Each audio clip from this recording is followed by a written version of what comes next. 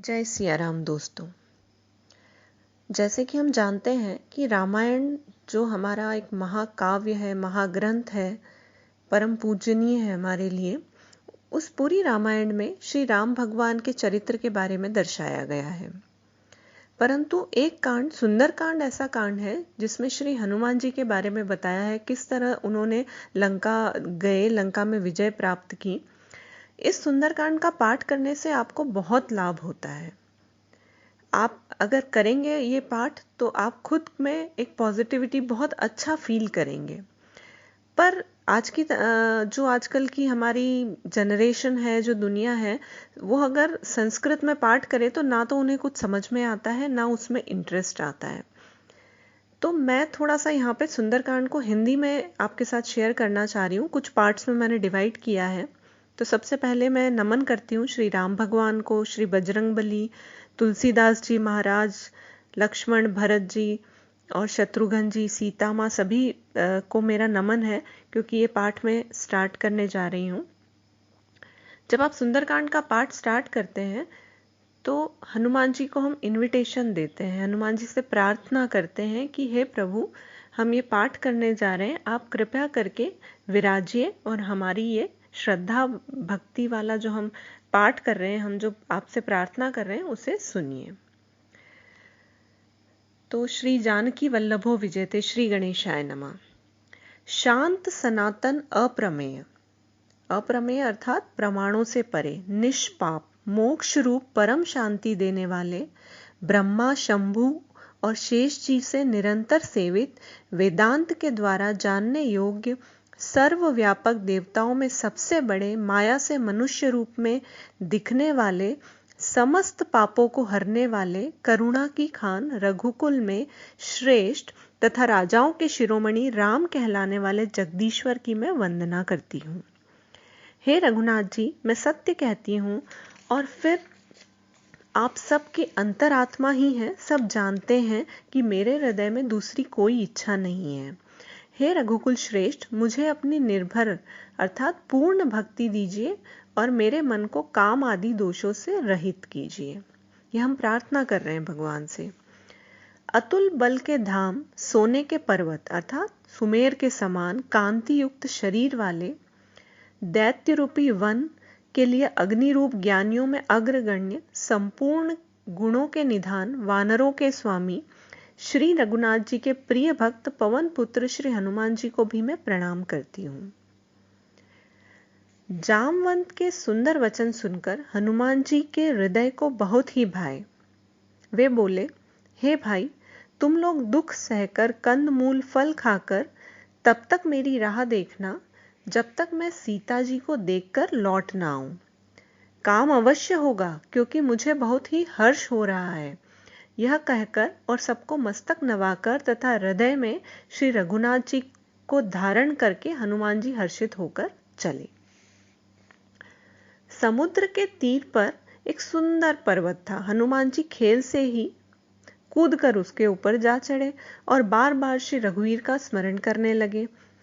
अत्यंत बलवान हनुमान जी उस पर से बड़े वेग से उछले। जिस पर्वत पर हनुमान जी पैर रखकर चले, वह तुरंत ही पाताल में धंस गया। जैसे श्री रघुनाथ जी का अमोघ बाण चलता है, उसी तरह हनुमान जी चले। समुद्र ने उन्हें श्री रघुनाथ जी का दूत समझकर मैनाक पर्वत से कहा कि हे मैनाक, तू इनकी थकावट दूर करने वाला हो, अर्थात इनको थोड़ा सा विश्राम करने दे। अब हम यहाँ पे स्टार्ट कर रहे हैं दोहा नंबर 1, जहां कह रहे हैं, हनुमान जी ने उसे हाथ से छू दिया, फिर प्रणाम करके कहा, हे भाई, श्री रामचंद्र जी का काम किए बिना मुझे विश्राम कहाँ। देवताओं ने पवन पुत्र हनुमान जी को जाते हुए देखा। उनकी विशेष बल बुद्धि को जानने के लिए उन्होंने सुरसा नामक सर्पों की माता को भेजा। उसने आकर हनुमान जी से बात कही, आज देवताओं ने मुझे भोजन दिया है। यह वचन कहकर पवन कुमार हनुमान जी ने कहा, श्री राम जी का कार्य करके मैं लौट आता हूं और सीता जी की खबर प्रभु को सुना दूं, तब मैं आकर तुम्हारे मुंह में घुस जाऊंगा और तुम मुझे खा लेना। हे माता, मैं सत्य कहता हूं, अभी मुझे जाने दे। जब किसी भी उपाय से उसने नहीं जाने दिया, तब हनुमान जी ने कहा, तो फिर मुझे खा न ले। उसने योजन भर 4 कोस में मुंह फैलाया। तब हनुमान जी ने अपने शरीर को उससे दूना बढ़ा लिया। उसने 16 योजन का मुख किया। हनुमान जी तुरंत ही 32 योजन के हो गए। जैसे जैसे सुरसा मुख का विस्तार बढ़ाती थी, श्री हनुमान जी उसका दूना रूप दिखलाते थे। उसने 100 योजन अर्थात 400 कोस का मुख किया, तब हनुमान जी बहुत ही छोटे से रूप धारण कर लिए और वे उसके मुख में घुसकर तुरंत फिर बाहर निकल आए और उसे सिर निभाकर विदा मांगने लगे। उसने कहा, मैंने तुम्हारे बुद्धि बल का भेद पा लिया है, जिसके लिए देवताओं ने मुझे भेजा था। अर्थात इस दोहे में बताया गया है कि हनुमान जी ने अपना बुद्धि का परिचय दिया और बल का भी परिचय दिया। तो कठिन परिस्थिति में हमें कभी भी हारना नहीं चाहिए, हमारी बल और बुद्धि का प्रयोग करना चाहिए। दोहा 2। तुम श्री रामचंद्र जी के सब कार्य करोगे क्योंकि तुम बल बुद्धि के भंडार हो, यह आशीर्वाद देकर वह चली गई। तब हनुमान जी हर्षित होकर चले। समुद्र में एक राक्षसी रहती थी। वो माया करके आकाश में उड़ते हुए पक्षियों को पकड़ लेती थी। आकाश में जो जीव जंतु उड़ा करते थे, वह जल में उनकी परछाई देखकर उस परछाई को पकड़ लेती थी, जिससे वे उड़ नहीं सकते थे और जल में गिर पड़ते थे। इस प्रकार वह सदा आकाश में उड़ने वाले जीवों को खाया करती थी। उसने वही छल हनुमान जी से भी किया और हनुमान जी ने तुरंत ही उसका कपट पहचान लिया। पवन पुत्र धीर बुद्धि वीर हनुमान जी ने उसको मारकर समुद्र के पार गए। वहां जाकर उन्होंने वन की शोभा देखी।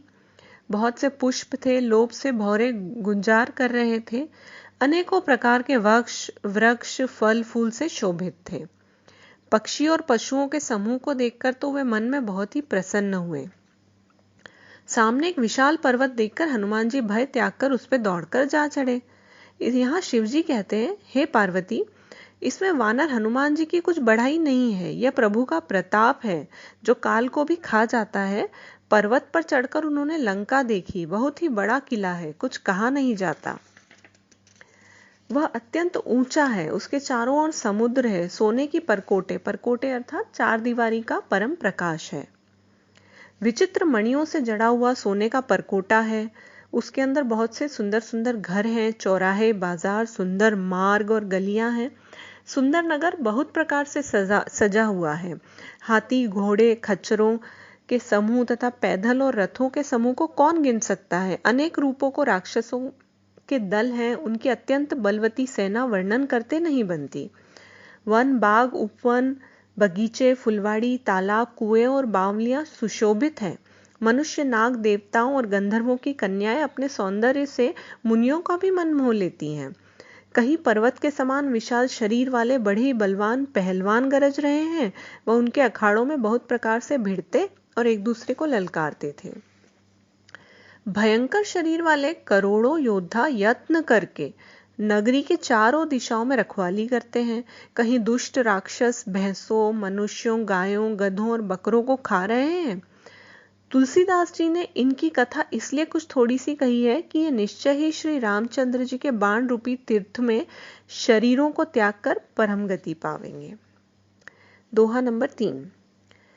नगर के बहुसंख्यक रखवालों को देखकर हनुमान जी के मन में विचार आया कि अत्यंत छोटा रूप धरूं और रात के समय में नगर में प्रवेश करूं। हनुमान जी मच्छर के समान छोटा सा रूप धारण करके नर रूप से लीला करने वाले भगवान श्री रामचंद्र जी का स्मरण करके लंका में चले। लंकिनी नाम की राक्षसनी द्वार पर थी।